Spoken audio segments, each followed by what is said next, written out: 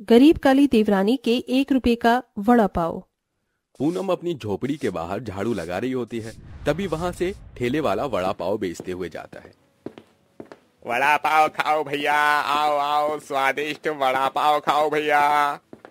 वड़ा पाव को देखकर ललचाए मन से पूनम ठेले वाले से दाम पूछती है। भैया, एक वड़ा पाव कितने का दिया है?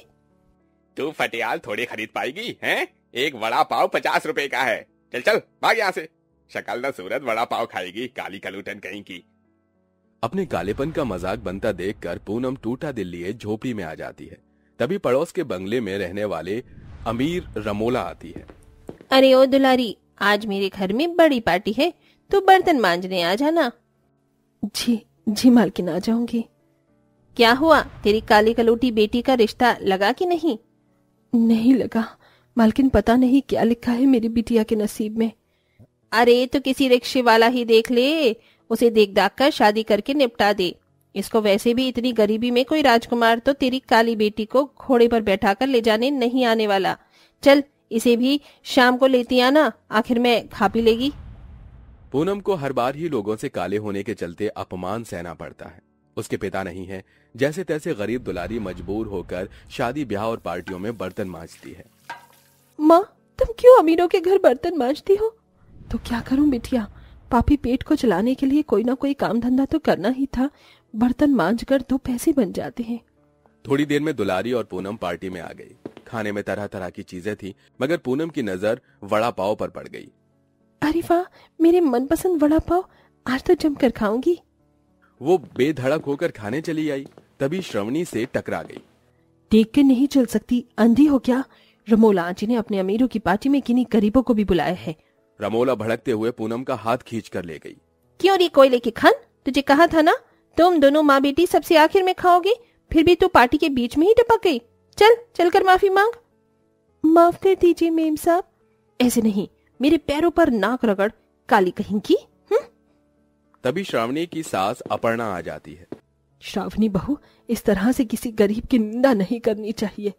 पूनम का सरल स्वभाव देखकर अपर्णा उसके काले सूरत के साथ उसे पसंद कर लेती है और थोड़े दिन में अपने छोटे बेटे से उसकी शादी करके ले आती है। श्रावणी बहू, अपनी देवरानी का गृह प्रवेश कराओ। जी मम्मी जी। मैंने कभी अपने सपने में भी नहीं सोचा था कि काली कुब्जा मेरी देवरानी बन बैठेगी, मगर मैंने भी इसे घर से बाहर का रास्ता नहीं दिखाया तो मेरा नाम भी श्रावणी नहीं। अगले दिन पूनम अपनी पहली रसोई में सभी के लिए वड़ा पाव बनाकर परोसती है। अरे वाह, तेती तेती वाला पाव। देवरानी जी, ये कचरा हमारे घर में कोई नहीं खाता है।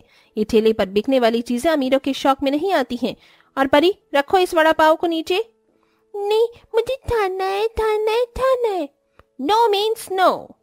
ये कहकर श्रावणी उसे थप्पड़ मार देती है। बहू, तूने क्यों मार दिया बेचारी बच्ची को? हाँ, इस घर में अभी मैं फैसला करने के लिए जिंदा हूँ। मैं देख पा रही हूँ, जब से पूनम तेरी देवरानी बनकर आई है तो जरा भी खुश नहीं है। हाँ, नहीं हूँ खुश, क्योंकि ये काली कलोटन देवरानी मुझे फूटी आंख भी पसंद नहीं। तुम सब मेरे घर से निकल जाओ। घर से क्यों निकल जाएं? भाभी, ये हमारा भी घर है। भूलो मत लाडले देवर जी, ये बंगलो मेरे डैडी ने मुझे दहेज में दिया था, वरना तुम्हारी औकात तो इतनी भी नहीं कि एक ईंट खरीद सको। जब तक ससुर जी की सरकारी नौकरी थी तब तक सरकारी घर था, मगर उनके मरते ही अब वो घर भी छीन लिया गया। अगर मेरे डैडी ने ये घर नहीं दिया होता तो तुम्हारे सर पर छत भी नहीं होती। चलो निकलो मेरे घर से, दफा हो जाओ। अपनी काली देवरानी के गुस्से गुस्से में धन के घमंड में आकर श्रावणी सभी को घर से निकाल देती है। एक बार फिर काली बदकिस्मत पूनम की जिंदगी में आई कुछ पलों की खुशियां फिर छिन जाती हैं। वो सब इधर से उधर भटकने लगते हैं। इसी तरह 2 दिन गुजर जाते हैं। वो सड़क पर रहने लगते हैं। वेद, कोई काम मिला बेटा? नहीं माँ, हर जगह काम ढूंढा मगर कुछ नहीं मिला। तभी सूट बूट में एक अमीर आदमी 1 रुपए का सिक्का भिखारी जानकर उन्हें दे गया। वेद जी, ये लीजिए, मेरी ये झुमके बेच आइए, इससे थोड़े पैसे मिल जाएंगे तो मैं वड़ा पाव की रेहड़ी लगाऊंगी, उससे रोटी तो चलेगी। अगले ही दिन से पूनम वड़ा पाव के लिए थोक के पाव, धनिया, मसाले, आलू इत्यादि इकट्ठा करके बड़े ही लगन से वड़ा पाव बनाती है। आइए आइए और खाइए 30 रुपए में खट्टी मीठी हरी लाल चटनी के साथ स्वादिष्ट वड़ा पाव। कोई 50 नहीं भैया, बस 30 रुपए में स्वाद। गरीब काली पूनम की आवाज इतनी दमदार थी कि बड़ी भीड़ वड़ा पाव खाने चली आई। अरे जरा खिलाना तो वड़ा पाव। जी अभी देती हूँ भैया। बड़े ही झटपट से वो वड़ा पाव तलकर उसमें मिर्च मसाले चटनी लगाकर उसे पाव में डालकर परोसती है। लीजिए भैया, आपका गर्मा गर्म वड़ा पाव धनिया पुदीने की चटनी के साथ खाइए। भाई वाह, ऐसा स्वादिष्ट वड़ा पाव तो मैंने जिंदगी में नहीं खाया। आहा, मजा आ गया। धन्यवाद भैया जी। हर कोई ग्राहक पूनम के करारे चटपटे वड़ा पाव की इसी तरह दिल खोलकर तारीफ करता है। तभी एक सुबह जब उसने वड़ा पाव की रेडी लगाई, तभी कंधे पर कूड़े की बोरी एक 5-7 साल का बच्चा गरीब लिए कर आता है। आंटी आंटी, एक वड़ा पाव मुझे भी दोगी, बहुत भूख लगी है। हाँ क्यों नहीं बेटा, ये लो। अरे बहू, पहले पैसे तो ले लेती। कोई बात नहीं, पैसे बाद में ले लूंगी। देखिए कितना भूखा है बेचारा। वो कबाड़ बीनने वाला बच्चा बड़े चाव से वड़ा पाव खा गया और अपनी मैली टी शर्ट की जेब टटोल कर 1 का सिक्का निकाल कर दिया। ये लो पैसे आंटी। ये क्या, ये तो 1 रुपए है बच्चे। मेरे पास यही 1 रुपए थोड़े मैं एक बड़े अंकल ने दिया था। यही रुको, मेरे पास 1 का सिक्का और है, वो मैंने कूड़े में पाया था, चाहो तो वो भी ले लो। उस बच्चे की गरीबी और दुख देखकर काली पूनम का दिल पसीज जाता है। वो छलकते आंसुओं से प्यार भरा हाथ उसके सिर पर फेर कर दया भरे मन से कहती है, कोई बात नहीं, तुम्हारे लिए ये वड़ा पाव बस 1 रुपए का। अब जब भी तुम्हारा मन हो तुम आ जाना, मैं तुम्हें 1 रुपए में ही वड़ा पाव दूंगी। 1 रुपए के कम दाम में वड़ा पाव मिलने की खुशी से उस बच्चे का मैला चेहरा चमक उठता है। बहू, हमारे पास इतनी पूंजी नहीं। अगर तुम ऐसे ही 1 रुपए में वड़ा पाव बेचती रहोगी तो हम क्या करेंगे? ऐसे तो उल्टा हमें ही घाटा लगेगा। वड़ा पाव बनाने में इतना खर्चा लगता है। जानती हूँ माँ जी, मगर इन जैसे गरीब लोगों का हम ही तो सहारा है। पर मैंने 1 रुपए का दाम गरीबों के लिए इसलिए किया है क्योंकि 1 रुपए कमाने की कीमत उनके लिए बहुत बड़ी होती है। मैंने सोचा है कि हम दोनों सास बहू दिन भर 30 रुपए में वड़ा पाव बेचेंगी और शाम के वक्त गरीबों के लिए 1 रुपए का कर दिया करेंगी।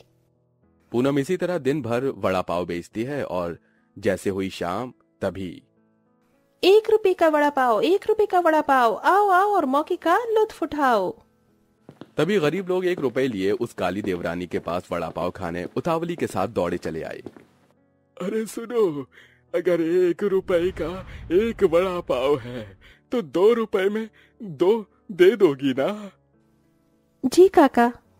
तो मुझे 2 वड़ा पाव देना।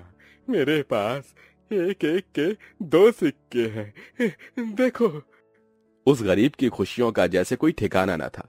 पूनम ने सबको 1 रुपए में वड़ा पाव दिया, जिसे सभी ने खुशी से खाया।